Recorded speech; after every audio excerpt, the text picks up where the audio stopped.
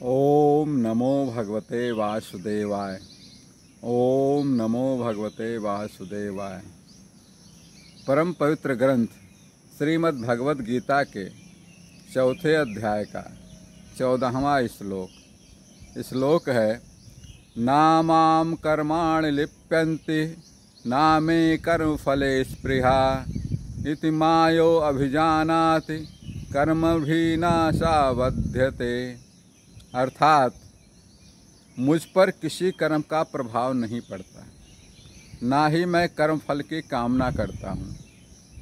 मेरे जो संबंध में इस सत्य को जानता है वह भी कर्मों के फल के पास में नहीं बढ़ता है। भगवान कृष्ण यहाँ पर कह रहे हैं, अब इसकी व्याख्या सुनिए कितनी अच्छी है।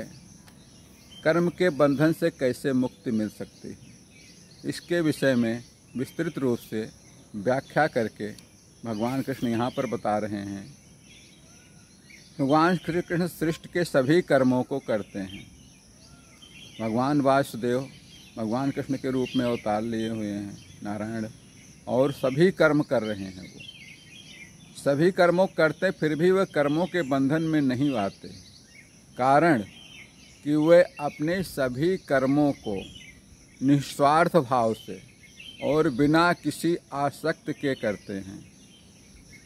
भगवान जो भी कार्य करते हैं वो सृष्टि के संचालन के लिए करते हैं। जब कोई व्यक्ति भगवान कृष्ण के निस्वार्थ एवं आसक्ति रहित सत्य को जान लेता है और अपना कर्म भी उसी प्रकार निस्वार्थ भाव से, निष्काम भाव से करता है, तो वह भी कर्म बंधन से मुक्त हो जाता है। कर्म योग क्या है? अब कर्म योग की व्याख्या देखिए। कर्म योग क्या है? हम सभी कर्म ही कुछ न कुछ करते रहते हैं। कोई भी आदमी अकर्म नहीं बैठ सकता, कुछ न कुछ करता ही रहेगा, चाहे वो लाभ के लिए करे, हानि के लिए करे, भले के लिए करे, बुरे के लिए करे, लेकिन कर्म कुछ न कुछ करेगा ही करेगा। लेकिन जब आपका कर्म निस्वार्थ भाव से हो सकता है, आसक्ति से रहित हो जाता है, और तब आप कर्म बंधन से मुक्त होते हैं। निस्वार्थ भाव से बिना किसी फल की अपेक्षा के कर्म करना ही असली कर्म योग कहा जाता है। जब व्यक्ति योग को अर्थात कर्म योग को अपनाता है तो वह अपने कर्तव्यों को पूर्ण रूप से निभाता है। जब कर्तव्य, आपके जो ड्यूटी है, कर्तव्य है, उसको पूर्ण तरीके से, पूर्ण रूप से निभाते हैं, लेकिन कर्मों के फल से परे रहते हुए कि ये हम जिसके लिए कर रहे हैं, भगवान के समर्पित करके कर रहे हैं, भगवान की सेवा में कर रहे हैं, या कहीं आप ड्यूटी कर रहे हैं किसी की कंपनी के लिए या किसी और के लिए, तो उसके लिए उसका भला होगा, उसका हित होगा, ऐसी सोच रखते तो आपको आत्मसंतुष्टि मिलती है। आप कर्म पूर्ण रूप से अपने कर्तव्य को निभाते हैं, लेकिन कर्मों के फल से परे रहते हैं। वो व्यक्ति भगवान की सेवा में कार्य करता है और फल की आसक्ति को त्याग देते हैं जब आप, तो वह मोक्ष को प्राप्त करते हैं। जब आप आसक्ति त्याग कर, फलों की लोभ को त्याग कर, मोह को त्याग कर करते हैं, तब आप मोक्ष को प्राप्त होते हैं। पारिवारिक जीवन में भी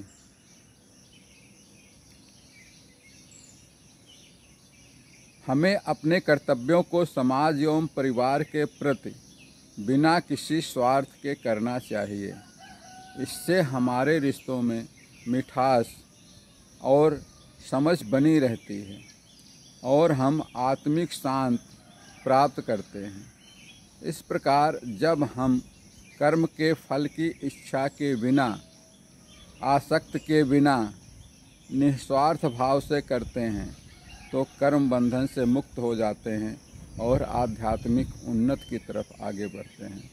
बस मित्रों, आज के लिए इतना ही। इससे अगले श्लोक के लिए कल फिर मिलेंगे। तब तक के लिए श्री कृष्ण शरणम मम। श्री कृष्ण शरणम मम।